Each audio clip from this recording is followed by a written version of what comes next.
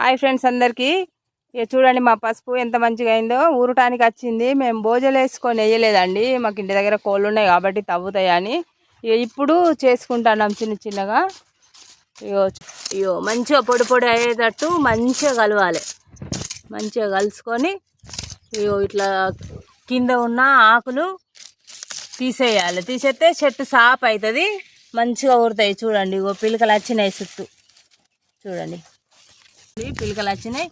ఇట్లా చుట్టూ కొంచెం ఖరాబ్ అయిన ఆకులు తీసేసుకోవాలి. ఇక మట్టి దొబ్బుకోవాలి. చిన్నగా బోజ చేసుకోవాలి. మంచిగా కలుసుకొని సన్నం బోజకు ఇట్లా దొబ్బుకోవాలి. ఇక మంచిగా పొడి పొడి ఉంటుంది కాబట్టి మంచిగా ఊరుతుందండి. Bye friends. ఈ వీడియో నచ్చితే ఒక లైక్ చేయండి. ఇగో ఇట్లా మొత్తం ఆ సైడ్ ఈ సైడ్ దొబ్బుకోవాలి. Bye friends. వీడియో నచ్చితే ఒక లైక్ చేయండి.